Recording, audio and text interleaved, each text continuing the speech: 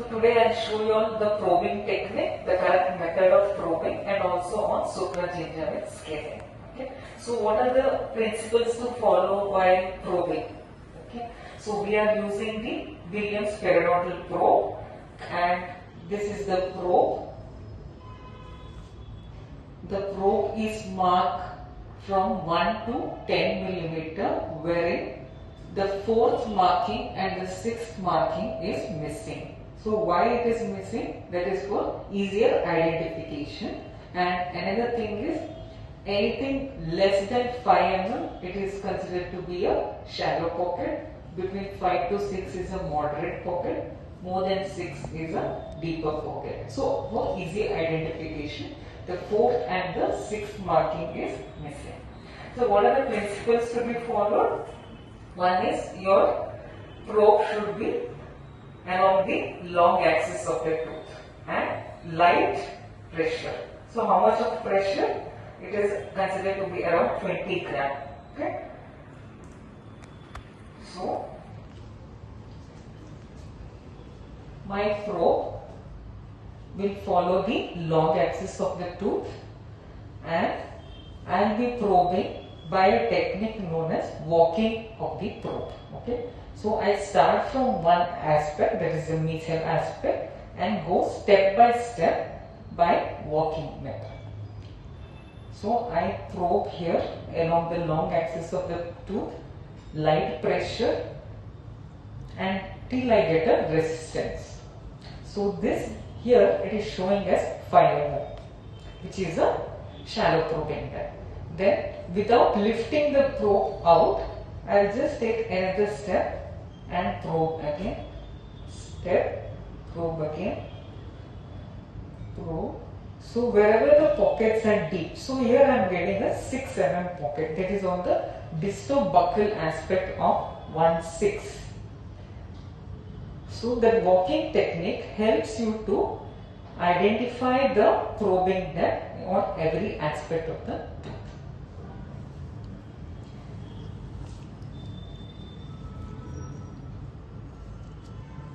So next is the supragingival scaling. Okay, so for supragingival scaling we use supragingival scalers, and for subgingival scaling we use subgingival scalers. Which are the subgingival scalers? Hole, chisel and files. And also we use subgingival curette, wherein you have the universal curette.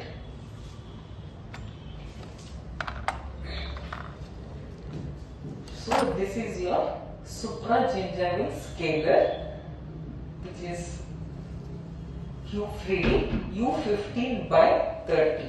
So also known as the sickle scaler, wherein the working end is like that of a sickle, and it has two cutting edges.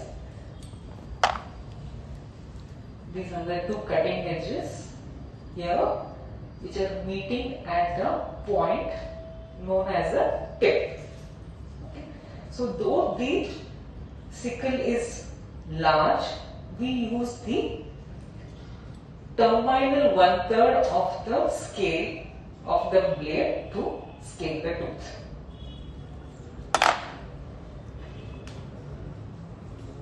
So what is the probing method, the scaling method here?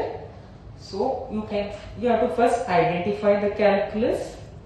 Okay, then this is the blade.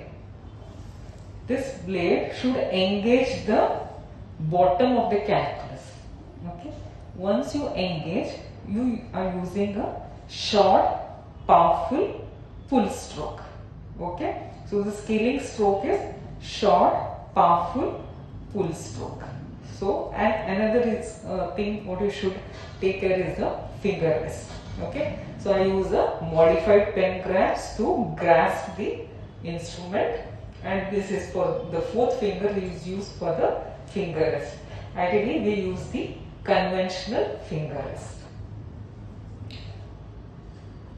Okay, so I am engaging the bottom of the calculus with my lateral aspect of the probe, and I give a short, powerful pull stroke. So can you see the calculus coming out? and the angulation is less than 90 degree to the long axis of the tooth. So I can turn my blade this way or this way. So to probe to do scaling on the distal aspect, I do it like this.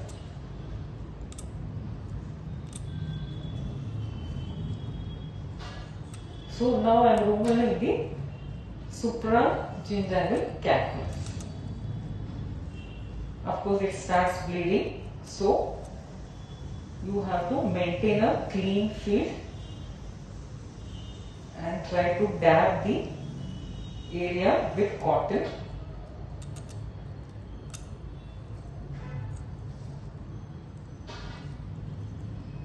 So once you do complete scaling, the bleeding automatically stops.